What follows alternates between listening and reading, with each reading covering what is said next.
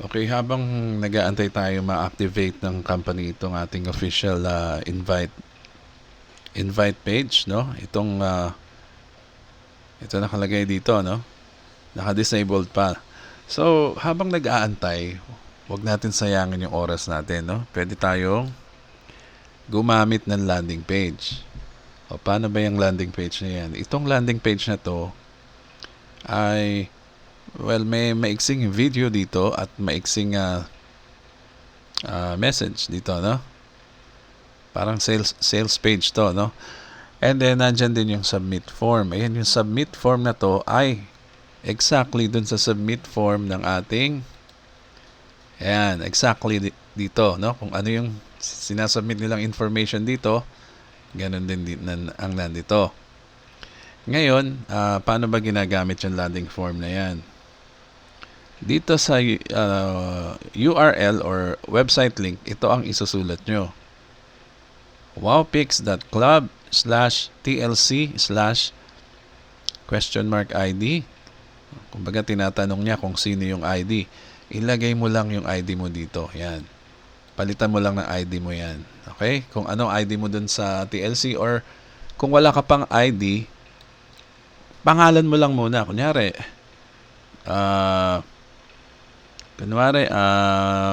Mario 123. Mag-invento ka lang yung gusto mong gamiting ID, ha? Yan. Kunyari yan, ha? Enter. Yan. Ano nangyari pag in-enter yan? Ang mangyayari dyan, magiging sayo na itong landing page o sales page or invite page. Yan. So, nakikita mo dito sa baba, nakalagay na yung username mo. Ayan, ikaw yan. So, ano ibig sabihin yan? Sa'yo na tong landing page na to. So, pag binigay mo to sa mga prospects mo, dito sila pupunta, manonood sila ng short video ng ating CEO, di ba? Yan, manonood sila ng short video and then, syempre, mako-convince natin sila mag-fill out, mag-submit ng form. Ayan, kukompletuhin lang nila yan. For example, kumpletuhin natin to, ha? Lagyan na lang natin ang dami. Para lang ma-demo ko sa inyo kung paano exactly ginagamit itong landing page nyo, no? Username na rin. Username na rin natin ay ganyan. Sample lang naman to. May message pa yan, no? So, natapos niya na fill upan yung form. Okay, so isasubmit niya na yan. Kanina mapupunta yung yung submission niya ng details. Di sa'yo, ayan submit to Mario. Yan, nakita mo? After submitting, your sponsor, si Mario, will send your ID number. So, pinapaalahanan natin sila na si Mario, ikaw, ay magbibigay sa nag-fill out sa iyo ng form ng ID number, no? Ikaw ang magsasend sa kanya kasi nasa iyo naman yung details niya, yung contact details niya. Ayan, at login details. Ensure and information is correct and submit only once. And then magagamit mo na kagad yung link mo, no? I mean, yung nag-fill out ng form, magagamit na kagad yung link niya. Ang nakalagay dito, 'di ba, Mario dito sa link niya. Ayan yun. Mario. O pag kinapin ng pag kinapin niya yan, ang lalabas sa message, ayan link copied. Replace Mario 123 with your username to make it yours. O ibig sabihin yung nag-fill out ng form, pwede na kagad niya gamitin din ito. Na-instruct na kagad natin siya. Nagamitin niya rin ito para makapag-start kagad siya mag-invite. Okay, so yan, bali isasubmit na natin yung form kay Mario. Submit, click natin to. Ano nangyari? Ganyan lang, bumalik ka lang dito sa page na to.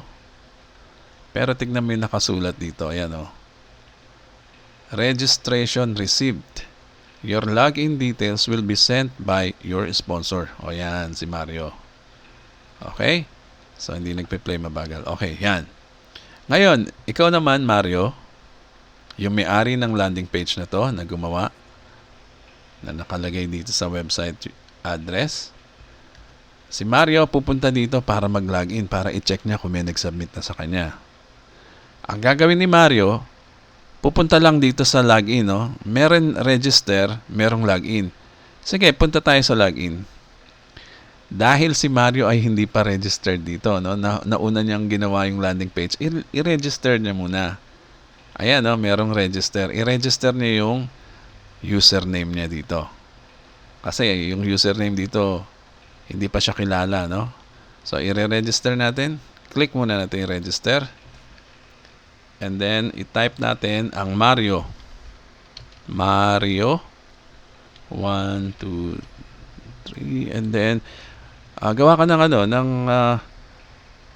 ng password mo. Let's say 1, 2, 3, 4, 5, 6.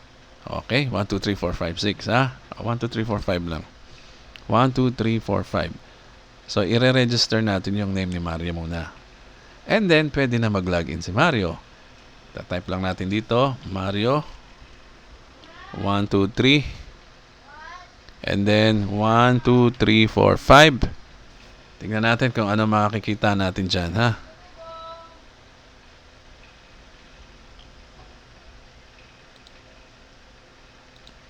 Ayan, oh. Ayan. So, makikita natin yung date ng nag-registered siya, pati yung time. Sponsor ID, si Mario. Ayan.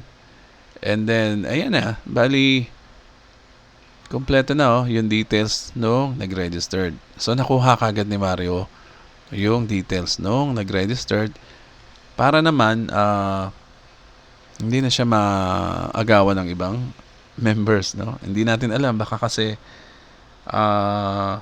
kung mag-aantay tayo dun sa official form invite link natin, naunahan na pala tayo ng ating ng iba, no? Na invite din yung ating mga kaibigan dito sa magandang programa ng Global Premiere. So, ganyan lang, ha? Bali, gamitin nyo to for the meantime, and then pagka ready na yung inyong invite link, tsaka nyo na gamitin yung sa ating invite link from the company. Okay, ito po si Edgy Garcia. Maraming salamat po.